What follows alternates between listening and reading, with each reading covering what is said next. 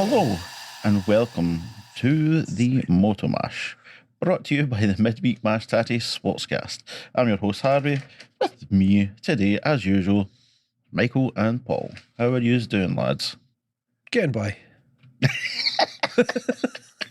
Let me tell you, Harvey.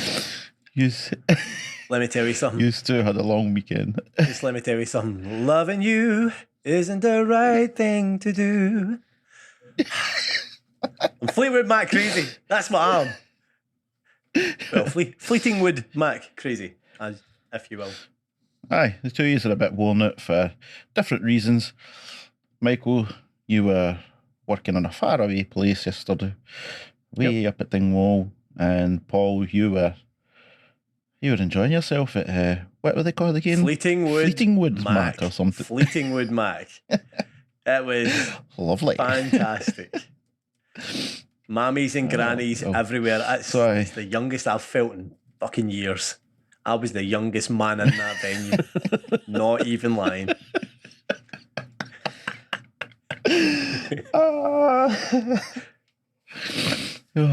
Always away pooing the grannies. Grab a granny, grab an auntie, grab a great granny. It was all going on in there. Oh, God. How was the band? Were they good? They were tremendous, by the way. They were from England. I think they were Essex, I think the lead singer said, but the girl was phenomenal. The fact that with Fleetwood Mac, they've got, like, the original Fleetwood Mac, have got two very different female vocalists, and she could nail both styles very well. Very well. Oh, epic. Very cool. Very good. Interesting. Okay, so they were doing original lineup, but with one singer doing both voices. So the girl was effectively doing Stevie Nicks and is it Christine McVeigh? Isn't it? It's the other woman, the one that plays. I think so. One that plays the keyboards and that. There's definitely something McVeigh. I know the bassist was McVeigh, and so it was her and the bassist were married. Aye, because they were originally a couple, I do believe. There was all sorts of wife swapping going on in the original band back in the day, wasn't there? Good. It was keys in the bowl every flaming band practice, man. Seems like all swinging happy lifestyle, man. Oh, God. What a Hey, time I'll to be tell alive you, back man, in what the a days, time. eh? Made some music out it as well. Oh, man. Hey, yesterday, just when you say Stevie, yesterday I was at the hospital. All right. I was taking somebody for an appointment, and I was sitting waiting on him, and this guy comes in, like, walking with the doctor, and he's like, it's like Stevie Ray Vaughan. And I was like, oh my God. Back to South Park.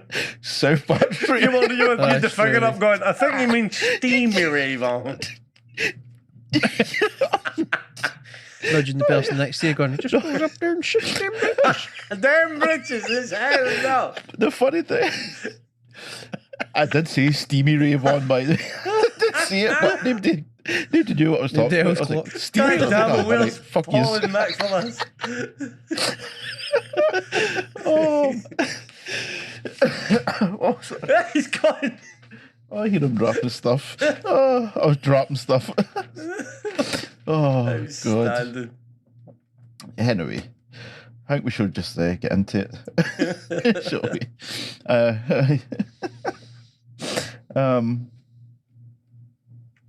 Aye.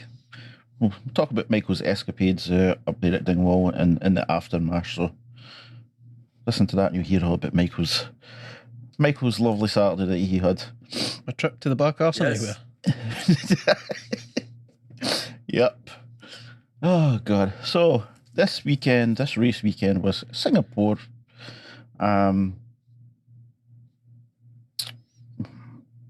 Before we actually talk about the races and stuff, I'm going to talk about Alex Albon for just a second. Alex Albon was racing this weekend, right? He was in the car this weekend. Not even 3 weeks removed from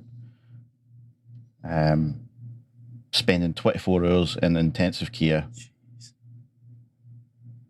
on mechanical ventilation due to respiratory failure after complications from a surgery. Should he have been racing in this race? Should he have been in the car this weekend? Well, Gombe's performance, no. I don't know if the two are directly related, but let's call a spade a spade. On a serious note, though, probably no. Like, you would think something as serious as that, like, you want to take a good 6 weeks to let your body recover.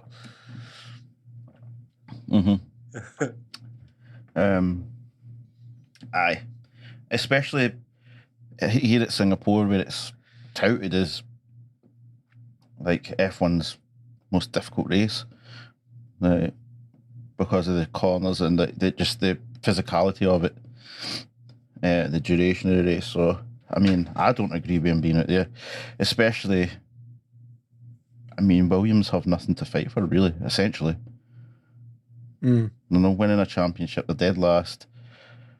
They might as well have just gave De Vries another drive today, at least today. You know what I mean? Make sure that he's all right. You know, he's no in the fight for a championship or anything.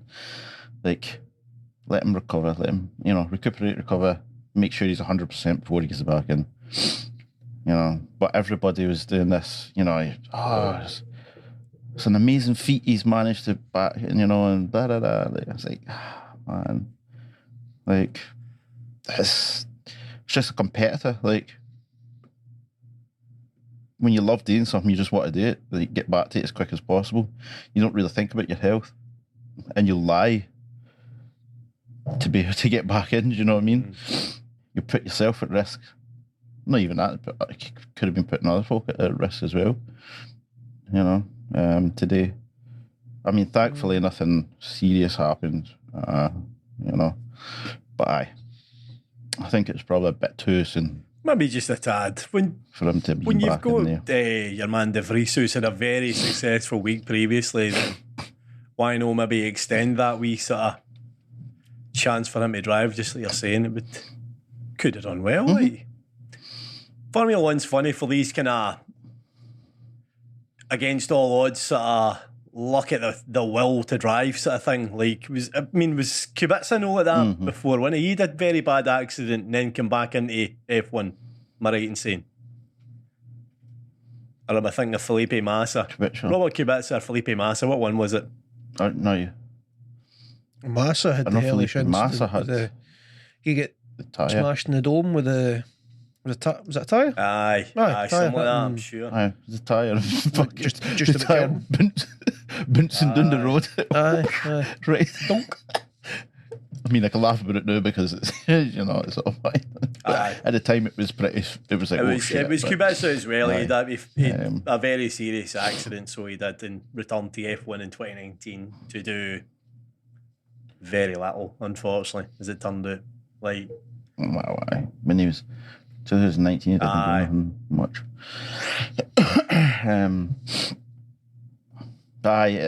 You get that in F1. I remember a story from Michael Schumacher. Remember when he broke his leg? Way back in the crash. And he was out for a good while. Aye. So he had broke his leg. I'm sure it was his leg. And who was the team principal at the time? Anyway, doesn't matter. They phoned up his house and it was his daughter that answered. And like he was just having a conversation where like, what are you doing? Whatever. Oh, just going to decide to play football with my dad. And he's like, what? He's like, because Michael Schumacher said that he couldn't race because his leg hadn't healed properly. And when he heard that he was playing football with his children, he told Michael Schumacher, like, you'll be racing next week. If you can kick a ball, you can get in the car and race. And he was at the next race, racing. So they push you. Well, I mean, that was back in the day. That was, 20 years ago. So, I mean, hoping it's not like that now.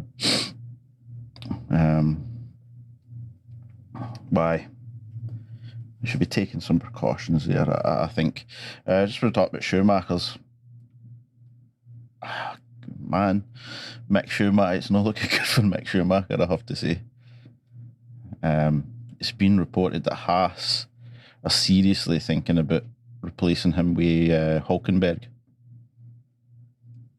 Hulkenberg? Ah, I did see that. Like,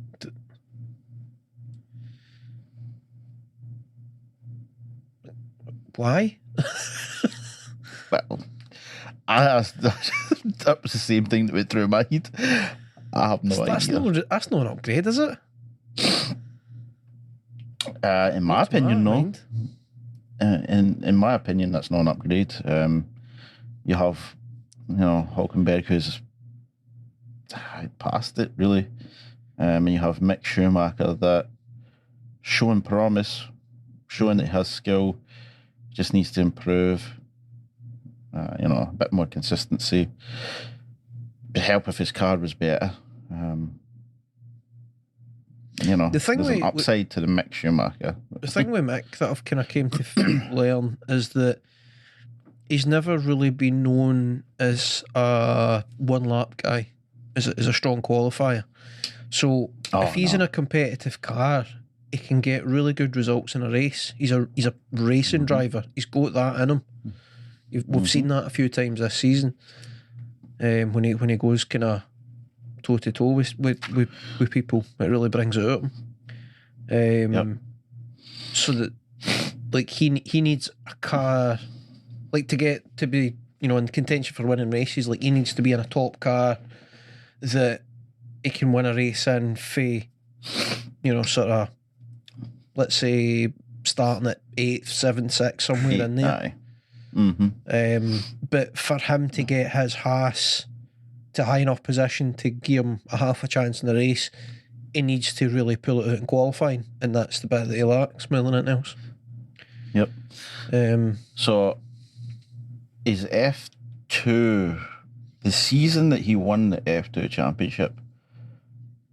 I'm pretty sure he never qualified for pole position that season. I don't think so.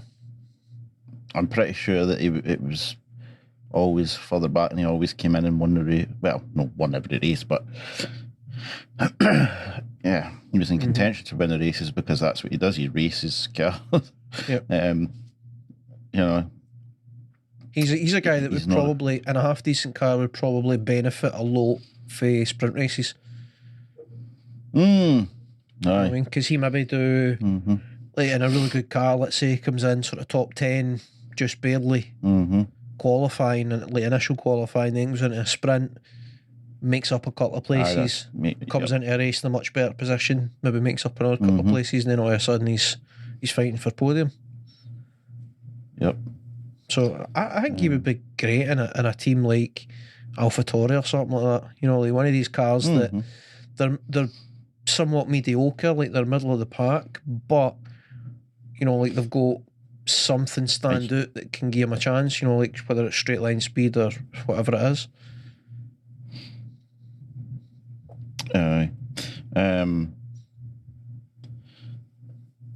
You like AlphaTauri and stuff, you can still get some good drives with them, so like it'd be beneficial for them to be a team like that, but I mean, who knows, man?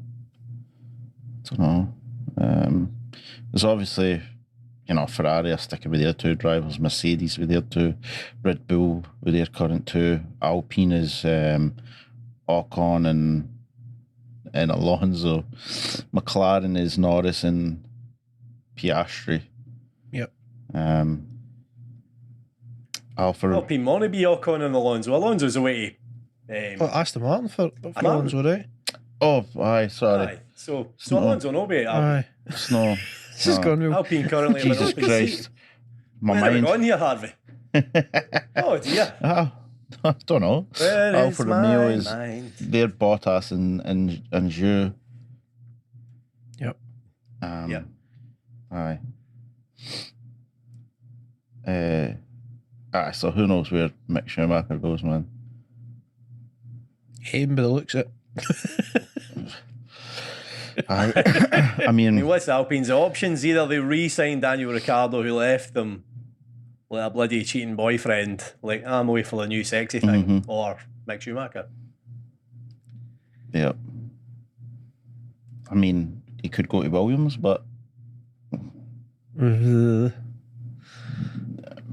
well, I'm pretty sure that Williams is going to promote De Vries as a number 2, so they'll have Alex Albon and De Vries, right? That's what I'm guessing, because obviously Latifi's away, but aye. I mean, who knows? I mean, like, what the like, Hulkenberg goes to Haas, like, what? It's not even it's not an upgrade. Like, Hulkenberg, sorry. What did I just say? Hulkberg? Nico Hulkenberg. Anyway, like, if you're going to change Mick Schumacher, at least change him by somebody like another young driver who has potential. You know what I mean? Not. That sentiment I really agree with. What is the point in going backwards to an older driver who hasn't really done a great deal for a long time? Like, they've been very lucky with Kevin Magnussen this year, and the fact that it's worked out as well. Because I don't think anybody was that excited when Kevin Magnussen was signed as the replacement for Mazepin. Like, it was simply because he was available and he was affordable. Right. And he was the only person available and affordable at such short notice, and it's worked very well. But it's not the way to use as a tactic. No. What other past it guys available? Like, it's no how you would build a team. I don't think. Certainly not how I would build a team, but you know, Gunther is Gunther. He's going to do a Gunther thing, so we'll see. Well. Aye. Well, hopefully he gets to see someone next year. Even if it is back at Haas. So he can continue to improve, and hopefully we get to see him in a better car in a couple of years. But you never know. It's a weird old sport, this one. Formula One. Lots of politicking and shit.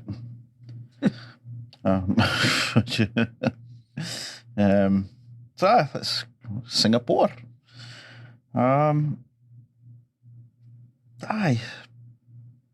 Practice again. Don't really pay too much attention to practice. The FP1 though, Mercedes were really fast. They were looking good. FP2, then Ferrari came, and FP3 kind of everything took its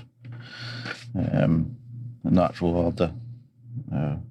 Qualifying, if I'm being honest, qualifying was pretty boring.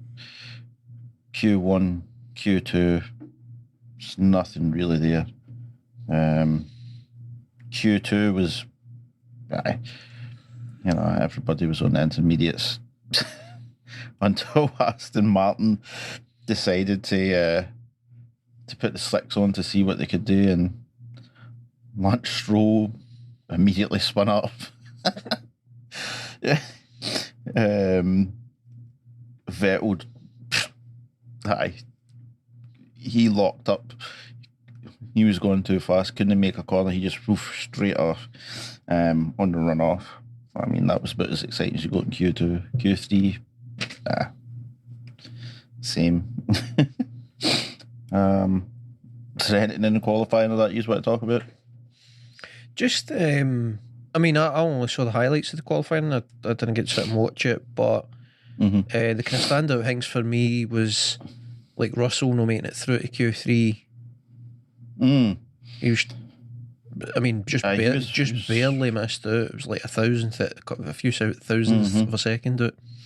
And then Verstappen having a bit of bother as well then in Q3. Oh, aye. The madness at the end, something did happen in qualifying. I was watching him. I was wondering if you're going to finesse it in. You've genuinely just forgot about it. I've genuinely forgot, but actually two things. Fucking hell. But Michael, what are you saying there with Russell? He was complaining there was something wrong with his car. I don't know what happened, and then obviously it took. They changed the engine, didn't they? So he started from the pits. So I don't know if maybe that had something to do with it, or if it was just because it was wet and he's still kind of, I don't know. It might have been a mental thing. We've seen it before with Russell. Aye. If his head's not in it, Well, the performance isn't there. I mean, you could really you could say that about any of the drivers probably, but we've seen it with Russell. It's more evident with Russell. Aye. Aye. So it's possible that like he knew about the engine, like he knew he wasn't in contention, and some maybe settings or whether it's the weather, whatever, something's not been quite right, and then it's just Quite starts right, dog at top of him, and he's just like, fuck this. Aye. He's just. So He's shut just- blah, blah, blah, blah, blah, blah. Just know had his best performance. No. But like, I mean, like I said, like he was actually very close to getting through to Q3. So He was. if it is that, he'll Exactly. probably be kicking himself. Mm-hmm. I mean, even though it wouldn't have affected his starting position come the race, Aye, it's come the it's still that kind of Mm-hmm. what if, like he could have gave a better showing of himself. Mm-hmm. For sure. So one of the things about Ferrari, hilarious. They nearly smashed into each other at the start of Q3 or Q2. Anyway, so I don't know how you do it. How? Fuck, I don't know. So obviously they're coming out and like they've both been told pretty much at the same time to come out. And he gets Sainz, turns left, and Leclerc nearly T-bones him. I was like, oh man. Could you imagine if that happened? Oh, Ferrari. I was laughing stock, man, honestly. Jesus. They have turned into an absolute joke here a few times, man. Oh man. And I'm a Ferrari man. Like, that's my team. I just got to laugh. I can't. There's nothing more you can do. It's past the point of frustration and anger. It's just laugh now. Oh man. And then Max Verstappen right at the end when he's going for that last flying lap. He looks like he's going to be up there, like front row. Could even have got the pole. And about 2 corners before the pit entrance, they tell him to box, and he's like, "What the fuck? Why?" Going mental, like he doesn't know why he's been told to box. But they were worried that if he went to the end, they wouldn't have had enough fuel for the fuel test, which then he would have got penalised. So they made the decision to just stick with 8th position and not get penalised. That's a Ferrari move. That's just dumb. Really is. You know what I mean? It's like, Kim Max, you could win the championship this week, but we're going to make it as fucking hard as possible for you. That's, you know what I mean? We're going to test you this week. Oh, man. It's like, for that, it was just like, fuck, now. Max's, his weekend was gone downhill for there. He was raging, rightly so. Like, whoever's doing the calculations and etc. needs to stay on talking to you, I guess. But I mean, obviously, it's no cost him the title because I'm pretty sure he'll win it in a couple of races. But aye,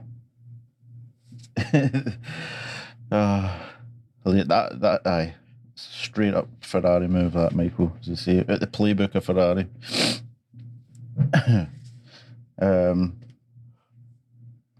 Aye. Race time. Before the race, I was watching the build up and stuff, and one of the commentators, I can't remember who it was, Kravitz. Anyway, he was like, we've been told that, you know, the chances of rain are going down as the minute passes, you know, so it's very unlikely we'll see rain. 20 minutes later, it is lashing it down. His Like wee Michael torrential. Fish moment there, didn't he, man? Do you know what I mean? Like, well, what what radar news we're looking at, but clearly the wrong one. So obviously that delayed the race for about an hour. So it kicked off an hour later, which obviously means that this race, Singapore, being so long, you have that 3-hour window, right? This race can take up to 2 hours, so we didn't actually get to see the full 61 laps, did we? I believe you just missed out in like one lap or two. Two, I think. But aye, because obviously being a wet, dry race, it was always going to be some shenanigans, and shenanigans there were. Yep, like 5 or 6 total safety cars, wasn't there? Aye, I mean, right for the get-go. Full. Aye. Aye, from the start, we had Perez taking the lead. Sainz and Sainz Jr. and Hamilton touching. Yep. Then Hamilton going off the track. At the second corner. Off the road would be right because it's a street circuit. Well, aye, so technically I'm right. You had Max Verstappen nearly stalling out at the start. God knows what happened there. He went off the track as well. What's his name? Got a Magnussen again. Getting damage and getting the flag to come in. Which is, how many times is that for Magnussen that he's been flagged in week for damage? It's got to be the third or fourth time. Feels like every week. Third or fourth this season, like it's mental. He just can't. It just keeps picking up, and it's usually a silly thing, like an end plate or a. It's mostly like been the front wing end plate. It's Just pretty much been knocked loose. It's no like it's not. He's not driving it along missing a wheel. You know what I mean? Yeah. It's cost Haas a hell of a lot of points as well. Like, and then that was what's their names? Paul's fucking Haas. No. What are we on about? What's me? Latifi, that's it. The goat! Aye, the goat. Latifi, Paul likes to call him. Just smashes into Zhu. Zhu's like, he's pinned me up against the wall and smashed into me. It's like, what the hell? And Latifi's like, sorry, I didn't see him. Like, fuck. Don't argue with the goat. If the goat don't see him, that man's invisible. Oh my god. And don't question the goat. Why? I mean, so he ends up putting himself at the race as well.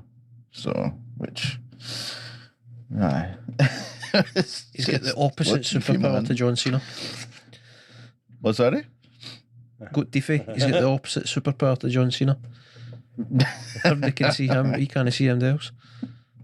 He can't see. Can't see you. Oh man. Nightmare, so he is. And then after that it was just everybody was tiptoeing and there was a few there's a lot of people that spun, a lot of people that missed their braking points, went straight off the runoffs, the hell Hamilton did it, Verstappen did it. That was towards the end of the race though, when they were on slicks, so, and they were trying to push it, so that's a bit understandable. But like during the race when it was wet essentially and they had the intermediates on, like people were taking chances and it just wasn't paying off. And that's how we had so many. It's a terrible track for overtaking as it is, but then add in the rain and it just turns into an absolute minefield.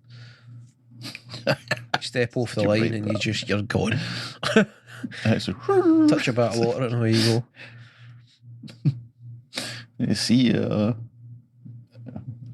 was it Vettel did it today? Can't anyway. But it was a very interesting race. It was probably the wacky races really. There was two that didn't crash it. Two had engine trouble. Esteban Ocon's engine blew up, I'm sure. Polyps. I want to say Alonso. Aye, it was Ocon as well. Was it Ocon was it blew up in both like the a Alpines? puff of smoke. So Alonso and Ocon. Aye. Aye. That's right. Aye. Ocon. Oh yes. When on board, you could hear it on Ocon. Just like somebody threw some. I'm sure the commentator explained it as if someone had dropped a bag of spanners, like it was an almighty sort of clanging sort of noise, basically, from inside the car, like, as if it just totally failed. Aye, it was Not so good. Aye, and it was just smoking. It was wasn't good. So obviously there's something wrong with the air motor. But I mean, that was just a crazy race. Some people would love it, others probably hate it. I just think it was a meh race. I don't know. I mean, what do you think about the race? I mean, come in the middle. Once the field was just about cut in half. The feel of a parade, didn't it, really? There was a bit of interest in it, I've got to say. Like, I'm not a fan of Singapore anyway. That's not the right way to say that. I don't mind the country. I'm not a fan of that Grand Prix. The track. Like, in general, I don't love the street tracks. Some of them are good, but Singapore's it's notorious for just being hard to. It's really hard on the drivers. You know, it's usually warm. It's very long, obviously, and there's just too many tight bends. It just makes it really hard to get overtakes. The car's only going top speed long enough at any point. It's just meh. I'm not into it. Again, like I kind of interjected where it felt like a bit of a parade at times. Like, we would go a few laps, somebody would pull up, that'd be the safety car, everything would go at 60% speed, rinse and repeat. And there was a kind of stage over about the space of 20 laps where guaranteed 14 of those laps were at lower engine settings, just simply because they were needing to clear cars off because they'd run off or engines had failed or whatever. I mean, it's exciting for the fact that, I mean, you don't know what's going to happen next because, I mean, even Verstappen run off the track at one point. Hamilton hits a barrier kind of later on in the race. So there's shocking excitement there. But as far as getting to witness actual racecraft, really wasn't the race for it, unfortunately. And probably the conditions played a big part in that, due to the fact that, as you're saying, it's a warm country, it's a very humid country. That mixed with the fact that the cars can't get up to their full sort of potential, it was just a recipe for this kind of weird race where it was another one gone and another one. It was like the Queen song. It was a case of another one bites the dust. Aye.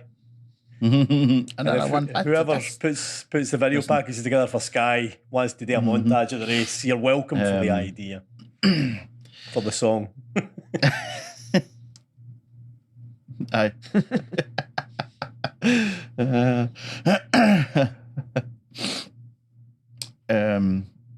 Aye. It can be a difficult race at the best of times. I think so obviously this is the 13th year that we've been at Singapore, and there's never been a race that hasn't been there hasn't been a race here at Singapore that hasn't had the safety car come out. So that just tells you everything you need to know about that track right there. It's difficult at the best of times, and it's dry, you know, so add in the water and it is just a recipe for disaster, essentially.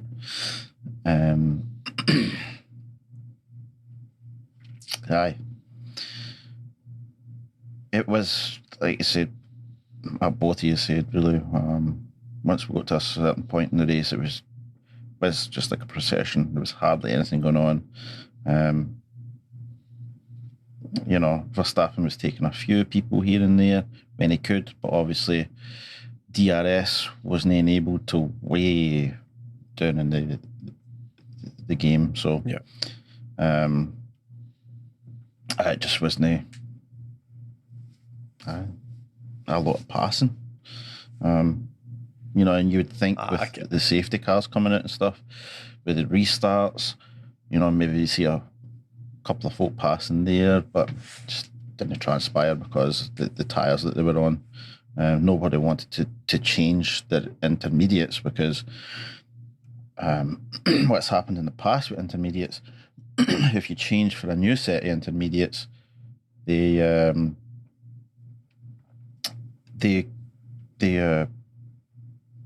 was going to say degenerate there. They degrade pretty quickly. So they they tear up pretty quick, so nobody wanted to take that chance, really. So it was just everybody stick with the intermediates until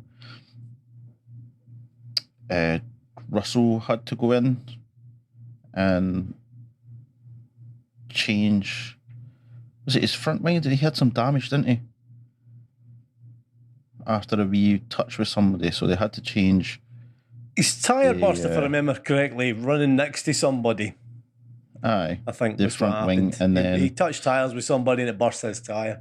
Mick Schumacher. Mm-hmm. Was it Mick Schumacher? Was it? I think so. I think he might be right there. Aye, the two of them were running right at the back. Aye, you're right. It was. Aye. Aye. So they decided to put on mediums and test it out, and aye, that wasn't going well for him at all. But I think they even said to him, "Well, I'm going back and changing." He was like, "Nah, I'm not." Decided to persevere. It's like aye. The pit again, it's the race is done. I mean, the race is pretty much done for him anyway, to be honest. Yep. But aye. So he was the guinea pig for everybody else, but aye, it was just wasn't the best of races. That's why I've got some other stuff for us to talk about. So obviously, Max Verstappen doesn't win the championship this year. This race. He was definitely going to win it this year. No, this race, but he's still in contention to do it next week. Japan. So is it next week or 2 weeks? No, it's next week, guy. Next week. So only once. So he's definitely still in contention to do it next week. Obviously, that's going to coincide with the where his competitors finish. So Leclerc, Perez, and Russell. Oh, I don't think Russell is in contention anymore, but aye. So be them. So you'll have to wait at least another week. So sorry, Max. Singapore just know your pal. So I'll go back to Monza. Remember we had that very anticlimactic finish behind the safety car. Have you seen that there's folk been calling for changes to the rules or laws, whatever you want to call it, protocols, but at the end of the race, if there's a yellow flag within a certain amount of I've seen a lot of stuff on social media on that. Mm-hmm. As folks saying, like, I mean, which some, kind of makes sense. Parts, some of them anyway. So the one that kind of got me was that if there is a yellow flag sorry, not yellow flag, a safety car within a certain amount of laps, like 5 laps, the race should be stopped. So essentially, red flag the race, and they stand and start again within a certain amount, so like 5, and that would make for a very climactic finish, certainly. What do you think about that? Do you think something you would like to see, or just leave it the way it is? I don't know that the way it is. Hard no for Michael. I don't know that the way it is ideal. I think it could be improved, but I don't think it's right to change the rules, and not so much change the rules. I don't think it's right to change the circumstances. Damn it! I don't think it's right to change the response to an incident based on when it happens in the race. I think it should always be safety first, and that's how you determine it. And I think the one thing with that idea, I've seen 2 kind of prevailing theories. One is that if there's a safety car in the last 5 laps, 10 laps, whatever you put that threshold, then you extend the race for the number of laps that the safety car's on track. But then the obvious issue is fuel, because they can't refuel. Teams fuel usually the fuel will like less than what they actually should need, and then they have to try and figure out how to get to the end when enough left with coasting and stuff like that. They usually run light, so it would mean that teams would have to run with higher fuel in case that happens. So that's a dodgy one. And then the other one's the red flag thing, so that you can then do a stand and start and you still get a race and finish. That negates the fuel issue. But the problem I have with the red flag scenario is that under a safety car, if the guys out front have, let's say, let's take Singapore for example, right today. So Perez builds up 7-second lead. Leclerc behind him has a massive lead to who's running third? Sainz Jr. I think it was like 27 seconds. If a safety car comes out, that lead will be cut down. But depending on how long the safety car is out, they might not get fully closed up. Might not be right behind each other. Aye. Whereas if you automatically go to a red flag, that lead's gone. Yep. Aye, so it's unfair to folk who have a big lead. Yep. Definitely. I like the one that, but as you say, the problem is fuel, isn't it? So you extend the race. In an ideal world, that would be the right way to go. But the way it is with fuel these days, obviously not being able to refuel, and as you said, most of the teams underfuel their car, and it's up to the driver. Well, not just the driver, but the team then to get the car back over the line with enough fuel so that they can test it. So, I feel like that'd be the only problem. If there was a way they could red flag it, and at the moment they go to red flag the timestamps, so like the gaps between each driver, if they can maintain that with the stand and start. So like if they're, like in athletics, like a 400 metre race, they start staggered. Aye, they're staggered. If there was a way they could do that on the track to maintain the gaps, that could be really interesting. Well, they could have it in a way that once it gets red flagged, you have 200 metres to bring the car to a stop. Anywhere you are on the you just park it on the track. Aye. That could be interesting. And then from there, you have a set distance that you have before you have to stop. So obviously you can't. You have 5 seconds to stop, like kind of thing. Because you can use that 5 seconds to edge up closer to somebody. So it's a set distance. Car stopped, wherever you are on the track. They do what they have to do, clear the track, and then off we go again. What they could that maintains Sorry, man. But what they could maybe do, No, good. although it might be a pain in the arse to manage, but they could maybe do stand and start from the pit lane, but time trial style. So if there's 7 seconds between first and second, then person first gets the green light, then there's a 7-second countdown before second place gets to go. And then that goes on down through them. Only problem with that is it would be difficult because some folk will pit, like go into the and pit at that time, right? So now you've got to try and work out where they would be and how much time that is. If you get what I mean? Aye, so what they would need to do is they would need to, if they were calling red flag, they would need to simultaneously close the pit lane. Pits, aye. Just say, And then like, so safety car comes out to get them in order on track, and then takes them all. Once they're all in the order they're meant to be in, like, so obviously unlapped cars would be in the wrong order. Once everybody's in the order they're supposed to be in, safety car takes them into the pits. I don't think there's a perfect solution. I don't think there's a perfect solution. You see, the only problem with that is because in the pit, you can only go a certain speed.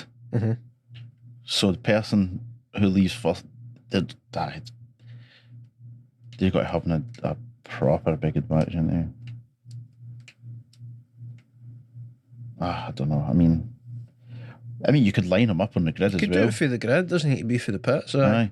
Yeah. And then it's like green light for Perez, you're off. All right. Leclerc, go. You, go. Yeah. I mean, that'd be pretty cool. I mean, obviously it will never fucking happen, but I'm actually coming around to that. To talk about. That makes sense. Aye. So it does immediate actually, it does, red flag, safety car guides them, comes out to just like Back make sure to the nobody grid. goes and does anything stupid, get them back to the grid, and then their starting positions. And then once everybody's on the grid and static, then the teams can come out and support them, but under part of EMA rules. The only other problem with that is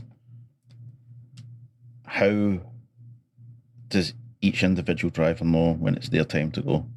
It would need to be on their wee screen on their doodad. Aye. You'd have to do it that way. Because you can't be like, all right, on the first green, when the first green goes, you go.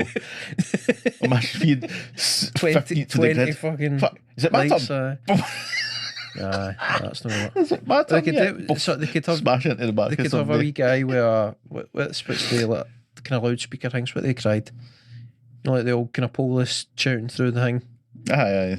Megaphone. That's the word. They could have somebody at the side with a megaphone going, Verstappen, 3, 2, 1, go. Right, Perez, 3, 2. Oh man. What's the actual name for that though? For the megaphone? There's an actual name for it, right? I thought megaphone was the actual name. A bullhorn. A bullhorn. A megaphone. Foghorn, did you say? Bullhorn. Aye. Bullhorn. That's it. Bullhorn. Aye. Right, according to Wikipedia, it can be known as a megaphone, a speaking trumpet, which is fucking hilarious. I love that name. A bullhorn, blowhorn, or a loud hailer. Kind of like speaking trumpet. A loud hailer. I'm going to start using that. Go get a speaking trumpet for me, all man. What is the old speaking trumpet? Sounds like something you send an apprentice type person for.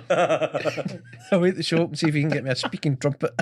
Basically, with the adults are in that Charlie Brown show, aren't they? They're speaking trumpets. Like any adult that talks in that.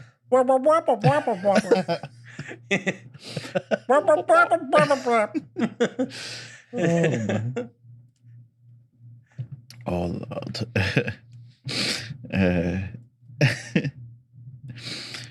Right, let's move on. Let's take a look at next year.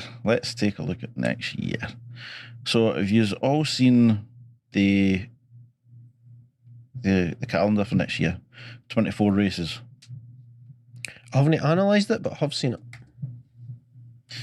Right. Okay, first question. What do you think about 24 races? Too much, too little, or is it Just it right. is what it is? Just right. Cool. Paul? It doesn't really mean a great deal to me, I've got to say, whether it's 24 races or 23 races. I don't really have an opinion, I've got to say. Aye.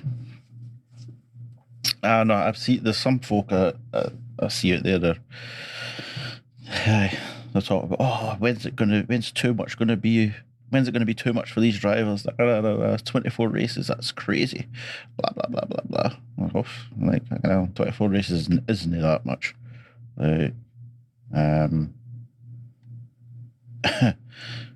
One person who was talking about it, he was actually suggesting there should only be 19 races in the Formula One season. 19? I was like, aye, for whatever reason, who knows. So, aye, Michael, if you want to just take a quick look at the lineup for next year, take a quick wee glimpse over it. So obviously, while you're doing that, I'll just talk through it. So obviously, we're going to be starting in Bahrain as per usual on March the 5th. The new additions obviously are Vegas and Qatar. Not Qatar. You had a look, Michael? I'm just looking through it now. Right. So if everybody just takes a look at the lineup, you'll see it's kind of like all over the place. There's a lot of flying back and forth and the logistics are terrible. all over the place. Aye. See, just a quick comment. Quick comment on the kind of too many races type scenario. Mm-hmm. Just looking through it, it looks to me like there is only 1 month that has 4 races, and that's July. Mm-hmm. So the drivers have got a week off most months. Yep. And then August there's only 1 race. Mm-hmm. Like, that's Like, where's the issue? I honestly I don't know. But you know what I did though? I sat because I don't know if this is something I should be annoyed about, but it annoyed me that the races were all over the place. Like, so I sat and I did my own schedule. Oh, interesting. for next fantasy season. booking the Formula One schedule. I like it. So I even have dates and everything. If you want to hear the dates too. Jesus Christ, you went deep. That's very deep.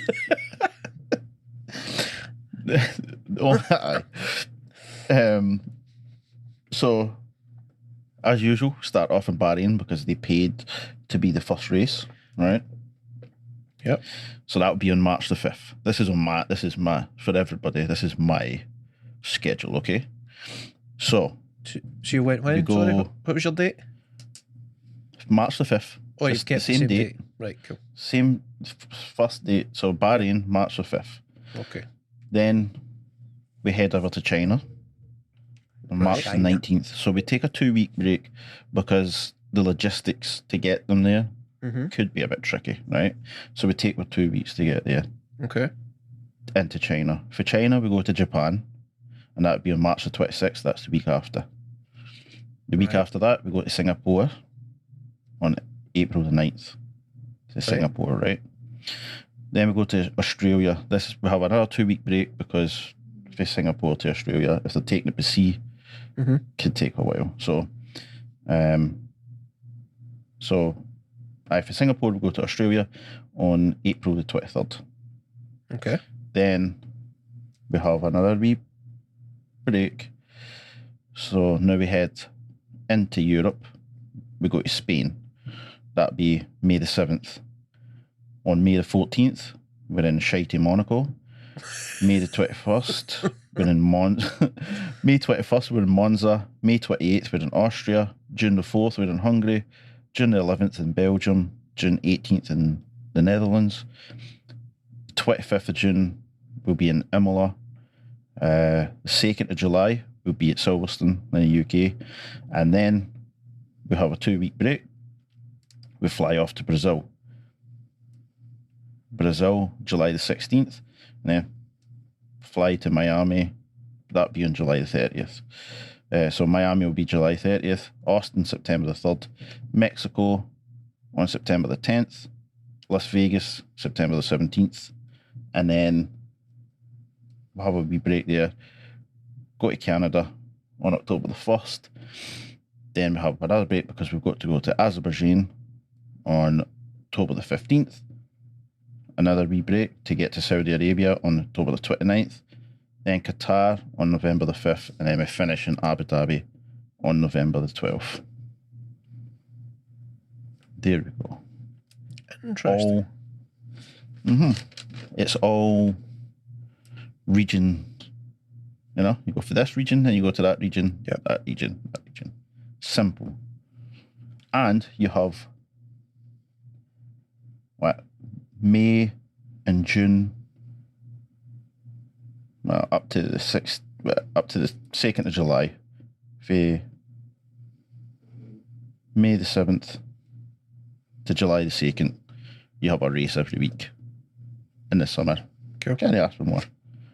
The only thing there you're not doing in your fantasy scheduling is considering TV schedules in other sports.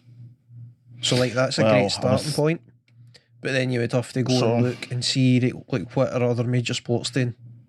You know, like stuff like Champions League final and stuff like that. Has that already happened, or is that, you know what I mean, like where's the dates and stuff for the start of the season? And then like, I don't know, big tennis tournaments and that kind of thing that can kind of take over a city.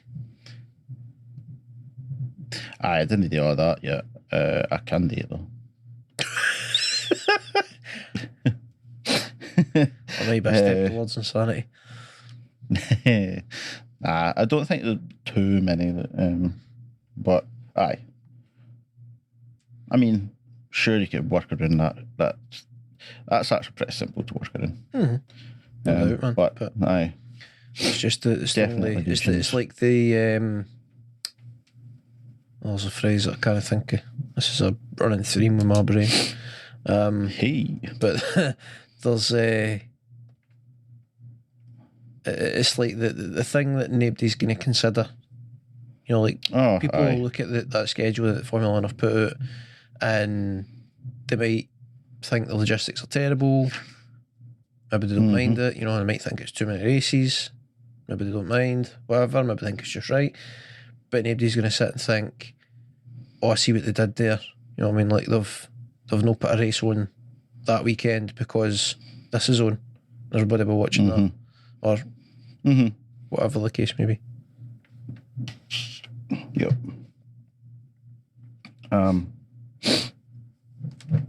So here's some. If you look at the that schedule, right, you get one race to replace. So you take that race out and add a race. Which race are you taking out? Which race and what are you putting in? So which track? Interesting. For instance, I'll go first because you know I thought about it. So, so I would replace Monaco. Who's seen that coming?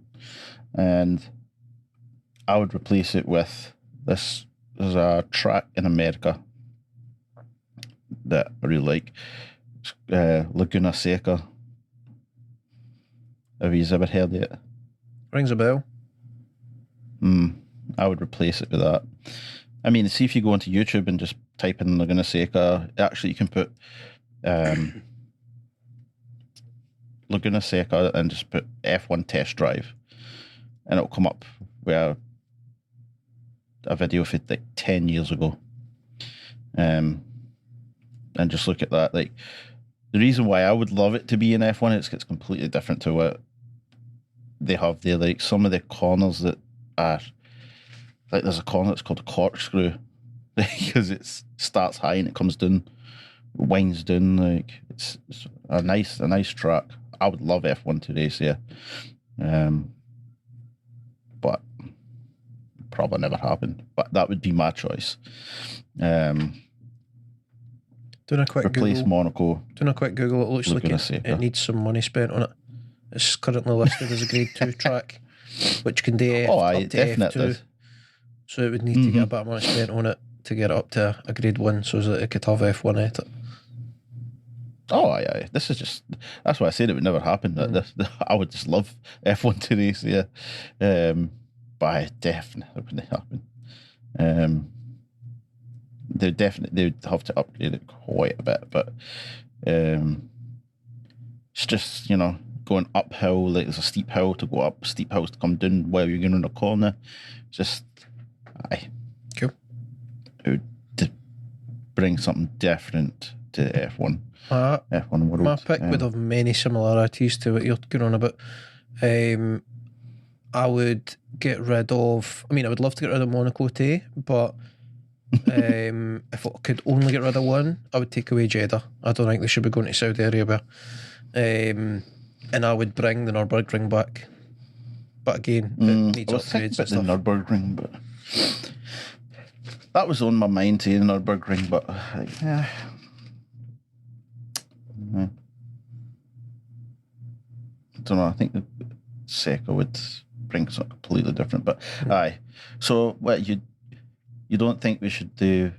F1 should be in Saudi Arabia or that track? Saudi Arabia. Saudi Arabia. Okay, I'll leave that there. Paul? Take away Abu Dhabi and replace it with a Rainbow Road track for Super Mario Kart. That would be a quality. Because that's the real shit. That's the gold standard of racing. You win the Rainbow Road track, you get my respect. Oh, God. Oh, man. Do you know what's just occurred to me? Oh. What? It's amazing that nobody has set up a situation for a Formula 1 car to do a loop-de-loop. Yep. When I get that Formula 1 cars are worth a fortune, so that's probably a big factor in insurance and stuff. But all the things that have been sent around loop-de-loops on kind of stunt-based programs like Nitro Circus and Jackass and all these kind of things, like regular cars and motorbikes and all this kind of stuff, it's all been done. So, why not Formula 1 car? Goes fast enough. Let's see The what happens. length of it, I think, isn't it? Definitely. What? The actual length of the body of a Formula 1 car probably makes it wildly impractical to shoot up, and the size of the loop-de-loop you would need to build would be fucking extortionate. Like, it would need to be some size. Aye, but just think of the spectacle, man. Just think of something like the London Eye, right? That kind of size. And then a Formula 1 car hitting it at like 180 mile an hour. Zooming up it. It'd be like think Ski Electrics, but much bigger.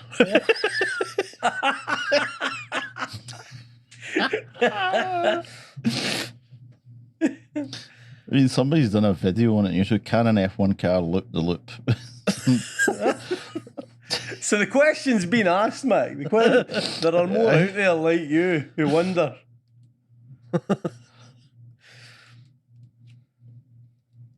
Oh, this guy is.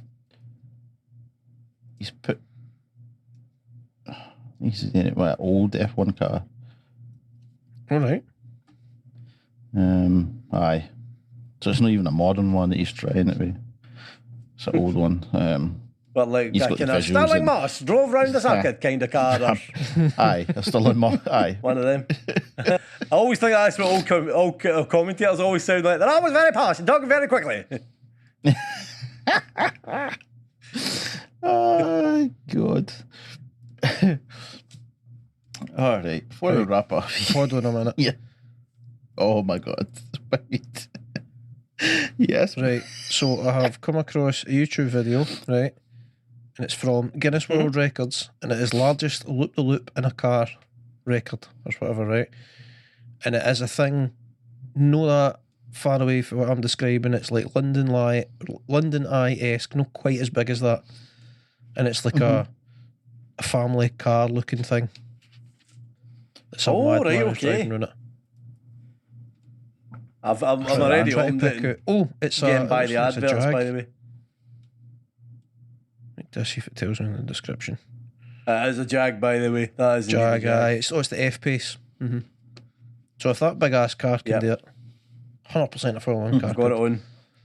I've got it. Oh, here we go. Here we go. Up we get to it now. Hells yeah. That was cool. That was really cool. Would be pretty cool, actually. Oh, so there's more than one loop as well? My God. Oh, that's pretty cool. Like that. Or is it just the same loop but with fireworks? Maybe it's the same loop with fireworks. Mm-hmm. Right. So next week we're at Japan. We're at the Suzuka circuit. A lovely wee track. Well, I think so anyway. I love the races at Suzuka, actually. But, oh, sorry. Again, should be another interesting week, because obviously our Max can win. His championship, his second championship, between a row. From him, depending on results of other drivers. What do we expect to see in this race, lads? More overtaking. More overtaking, that's for fucking sure. Driving. As long as it's no raining. Less rain, more overtaking. Aye. Guess what weather Drifting. Japan's famous for? Wet weather. Wet and humid ass weather. Boy. Rain that looks no, like fucking mist. Mm-hmm. Should be an interesting race. Should see some passing. It's a cool track, Suzuka. So Aye, it is, aye. I like Lots the of wee twists bridge. and turns. Couple of wee straights. Should be good. Should suit Ferrari. But again, you know, Ferrari always shoot themselves in the foot with either reliability issues or stupid calls or strategies. Actually, this week, not too bad. But aye. So I'd look for Ferrari to do well here. McLaren, I would say. Red Bull just seem to have a all-round good car, so they'll be looking to do well here as well. Mercedes, just don't know with Mercedes these days. it looks like a track that should favour them. Well, that's what I'm saying, But I don't know what to say about Mercedes. It should, but I don't know. Hopefully it will have 6 drivers at the front there, you know, duking it out, try to get past one another, and you know. I think what we should all be hoping for, unless you're a Max Verstappen diehard fan, is another mediocre qualifying performance for Max and a great performance for the Mercedes team, as well as Ferrari and maybe even McLaren as well, in terms of qualifying, so that you've got like a kind of mixed up grid. Keep Max Verstappen a bit of work today during the race, get a bit of overtaking on the go, and then hopefully Mercedes and McLaren are actually competitive, or as competitive as they can be with the Ferraris and the Red Bull. Aye. Yep. That would be lovely to see. Doubt it will go that way, but it would be. It would be good to see that. But I mean, either way, I'm pretty sure it will be a good race to watch. Even if somebody's clear out in front, this track has enough where we'll see overtakes and such in the middle of the pack, or just behind the front. So it should be a good race. So we'll love yous and leave yous. Remember to check out the After Mash. It's going to be released after this Moto Mash. So aye, just check that out. We'll just be sitting there shooting the shit, as they say. It should be a fun episode, so please check that out. Tattie by driver. Bye. Goodbye. Bye. Yucca smash.